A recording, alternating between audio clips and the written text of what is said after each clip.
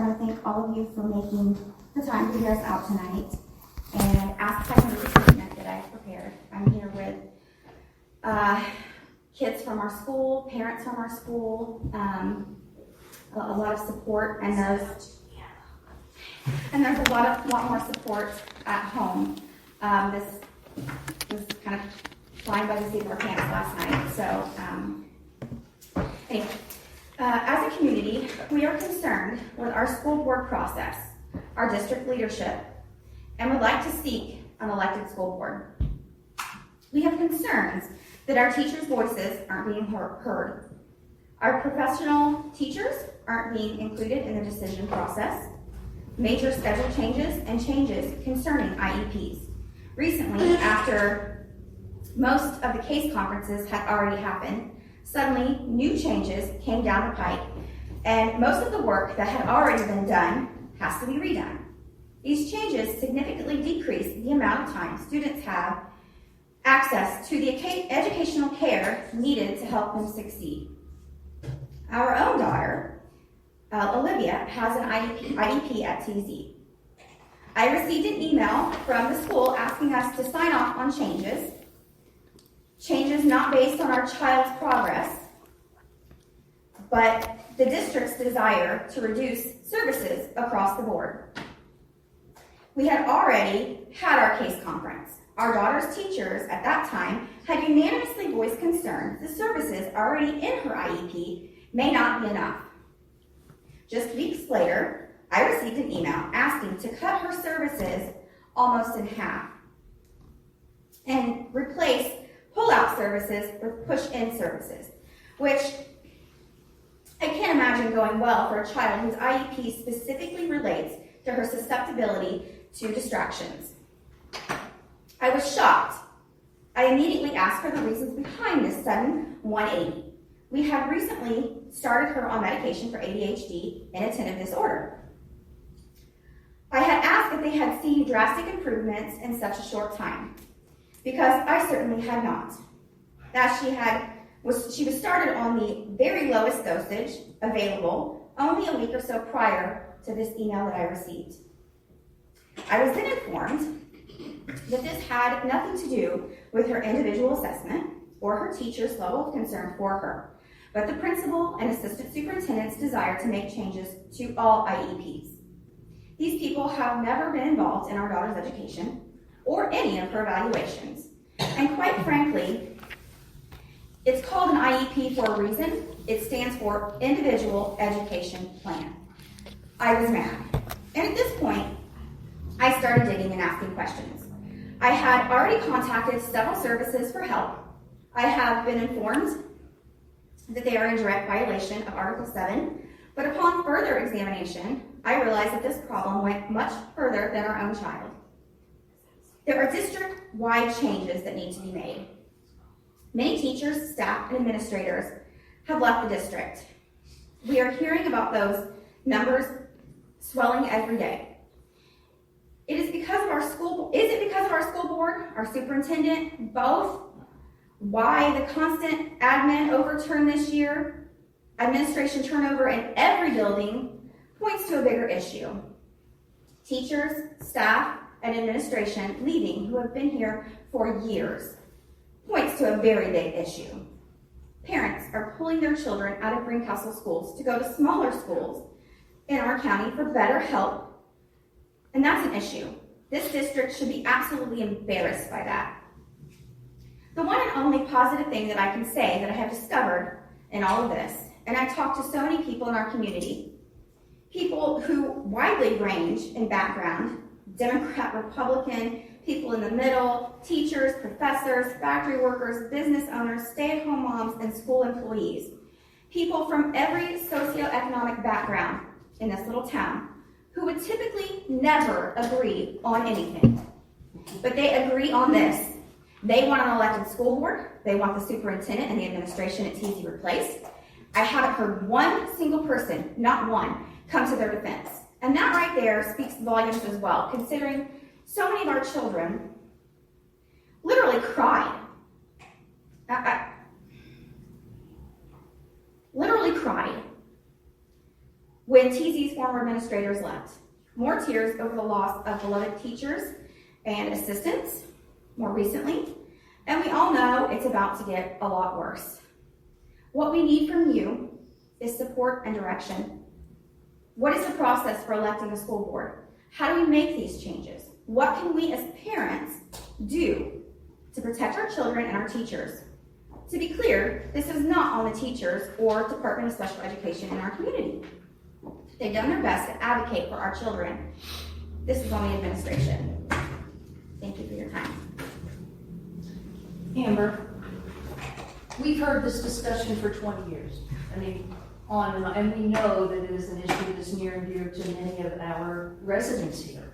And I don't know how the council feels, but speaking for myself, I mean, I see your points and I see it's valid because most other school boards are elected. Lori, can you come talk a little, it's a process, and we are not the ones to initiate it, it's a process. Yeah. I think you need someone to just take it on and start it. Right. And it's not an easy process, it's a complicated process. I am not an education attorney. I don't represent any school boards or any groups like that. So I will tell you the basics of what I know. Since the city, they're two separate legal entities, so the city of Greencastle has no jurisdiction over the Greencastle School Corporation. It's because Greencastle School Corporation is made up of Greencastle Township, Greencastle, the city jurisdiction, and some other. Madison Township. Yeah, that's right. And so 3 of them. And so really the city doesn't have any jurisdiction. Under the bylaws of the school corporation created back in 1964 was the last reorganization of their bylaws. It sets out how the people are appointed, the school board members are appointed. So we have an election? So we have to, I don't know, I don't think so. If we did, it was before 1964, but I don't think so. Somewhere in my file, I have the original, I think I have the original bylaws, but it would have been before I was born, barely. And it's been a while. So what has to happen? If I'm reading this, I took a quick look today to see, because they have been updated since, in 1992, I think, there was a petition that was circulated, and it went through, it went to the school, it went to the state, and the state found it to be an invalid petition and kicked it out because it wasn't done properly. So I believe that the process is you have to have a group and ask for a committee to be set up, and I'm not sure how that committee is set up because it goes through the circuit court of the county. That judge sets up this board, and there are all these rules. I can give you the code sites so you can take a look at them of who is on that committee. The committee puts together a plan, and the reorganization plan, but only certain things can qualify for a reorganization, so you'll have to look at that to see if just changing it to be elected qualifies, because I didn't see that. But like I said, I'm not an expert in this area. Things like changing district lines and things like that, that is definitely included for a reason for reorganization. But then you go through a reorganization. After that plan that committee comes up with is passed by the committee, then it goes to the state. If the state approves it, then you have to have a petition. And as I read it, and the petition has to be signed by a lot of voters. And it's voters of the entire school district, not just in the city of Greencastle. It's the whole, it used to be 20%. I think it's 55% now. The voters have to sign this petition. I feel like they're enough they've ever had. And the petition, there are things that you have to have that are included in the petition, affidavits, things like that. So if you move forward, make sure that your petition is done correctly, because that's what got kicked out the last time in 1992. And then after that, then it can move forward. So it's a long process for reorganization, but your first step is to see a reorganization that qualifies under those statutes, under that statute. But before you leave, I will give you some code sites, so you can at least start that way. You might want to consult someone that does education, law. And the city is separate, and we don't have a vote in it. We don't have anything. You elect members of the board. We appoint 2 of the 5 members. Per the bylaws that was in the last reorganization. That's the only thing we do, that we can do, because the statute is very, specific about how the whole thing's, how it changes. Yeah, and, yeah. So, I'm sorry, but that's the. No, it's a step. It's a step. To that point, I appreciate you coming tonight, especially when we are talking about the candidates for school board at some point tonight. I think you made a really good point that people are frustrated across all spectrums. It's not political, it's not class, it's not anything. And I, before even knowing you all were coming, one of my hopes in interviewing candidates is understanding how each candidate plans to dig deeper into issues and how to make teachers and administrators feel comfortable sharing things with them. Excuse me. So I really appreciate you being here, and I encourage you and everyone here to continue to show up and to come to school, go to school board meetings as well, and voice these concerns. Because as you said, people are leaving, people are concerned, and it doesn't feel like people feel comfortable sharing why. And if people aren't comfortable, then we need to make sure there's someone figuring out why. So I appreciate you being here, and anything you need, I'm here to support you. I appreciate that. And I'll tell you, I think that if it was up to a vote of these 7 members, you'd probably have pretty close to unanimity on moving away from appointed school board. But it's what we have. Township trustee has 2, so you need to pay close attention to those. The only other thing I would even remotely caution you about an elected school board is you look at any board, virtually any commission, and there's executive capture to virtually all of them. If you look at just in Putnam County, you never see, like a vote of a school board that, the superintendent puts something down and it's like 4-3 or something like that. It's virtually always 7-0. And I had one superintendent tell me years ago, we let them, because I was on the council back then and we were appointing people, and he told me, he says, we let them argue in an executive session. But when we go into the public session, it's unanimous. They have to all be behind me. And that was kind of a... If you can't make decisions in the executive session. I think that has changed a good bit since then, because we had a real problem with that with one superintendent. It was, I almost fell over, literally. But you get into that executive capture all the time, and you got to be really careful of that. So can I ask a question? Then what is the people's rights to be able to get rid of somebody on that board? Because we're the only ones that don't have an elected school board, correct? I think there's one. I mean, if you got Like 6 of them. Yeah, there's like 6 of them. That don't have an elected board. I mean, If they're appointed. that's pretty That's minimal. minimal when you consider 300 some odd school boards. Amber, I appreciate you being a voice for teachers right now. I appreciate that so much, and I know they do too as well. So keep fighting the fight. We will, and I know that there's a school board meeting coming up on the 20th, and we plan to attend that as well. This, honestly, we just found out about this last night, and every little step counts.